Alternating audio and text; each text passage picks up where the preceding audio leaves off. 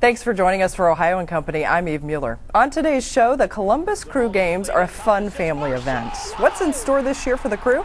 We're going to talk with the team's president and general manager. Also, if you're tired of being a number at your big bank, take a look at the personalized service at Heartland Bank. We're going to show you. But first, between now and the year 2050, the elderly population is expected to double. And with medical advances, we are all living longer. So today we're going to focus on healthcare options. Meyer is here with Inviting Conversations, and with him, Matt Kehlmeier. He is with InCare, an affiliate of National Church Residences. Thanks for joining us, gentlemen. Thank you, Eve, and Happy New Year. Happy New Year. You know, Wade, let's start with you. This is a big topic on our show at Ohio and Company. We've talked about financially preparing yourself for the future. Today we're going to talk about, as we age, we really need to be prepared with our health care options. And our generation will be dealing with a lot of our parents who are going to have to explore these different options. And it's helpful for us to know the differences between in-home care and hospice care and critical care long term. And so I asked Matt to come with us to explain some of those differences so that we could have that information. A very valuable discussion today. Matt, you're with InCare. Tell us just in general what your company does. Certainly. InCare is a division of National Church Residences.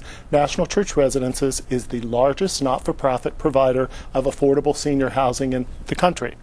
And what we do at InCare is we provide the home and community-based services that allow an older adult to age in place, which is what most older adults prefer to do. And there are a variety of places that they are aging, obviously some in their homes, some in the nursing facilities. And we're going to talk about some of those differences today. So what's the difference between skilled nursing, for example, and assisted living? Certainly. For the most part, in a skilled nursing facility, an individual is going to be there for a very short time. Tends to be somewhere under 100 days. Okay. They're there after a hospital stay, typically, with the goal being to rehabilitate them to the point that they can then transition back to their home. There are a lot of misconceptions out there about skilled nursing facilities. If I go there, I'll never get out. And frankly, about 80% of all individuals who are admitted to a skilled nursing facility actually are discharged fairly quickly. An assisted living, on the other hand, is really a person's home. Perhaps they need assistance with meal preparation. Perhaps they need someone to oversee them with personal care. The assisted living is something that a person can do long term, and it is considered, in fact, their home, and it is typically a very home-like environment. And then there's the continuing care retirement community, yes, where a bunch of people are living together, but explain what happens there. Certainly. The goal of a continuous care retirement community is to provide whatever level of care an individual needs on that particular campus. And I use the word campus because in most cases a continuous care retirement community has an actual facility that's independent living, where an individual may only want the socialization of the community and meals prepared for them. And then as perhaps they change and as they age and they change their needs, they may have to transition to the assisted living where more help is necessary. And then the skilled nursing facility can provide that rehabilitation we talked about should they have a hospital stay and need more intensive therapy. But it can also then help them transition to, if you will, when they need skilled nursing around the clock. And these are good options to talk about because when we hit age 65, we're going to live at least about 17 years beyond that. Correct. And I think everybody probably wants to stay in their home, but that's not always possible. That's not always possible, but I will say that is by far the most popular option and frankly the most cost-effective option. Okay. Well, how are services paid for? Well, it depends upon the service. When we talked earlier about the skilled nursing rehabilitation, typically Medicare will pay for up to some percentage of the first 100 days. Most insurance companies, non-Medicare, will also pay for some of that rehabilitation as well.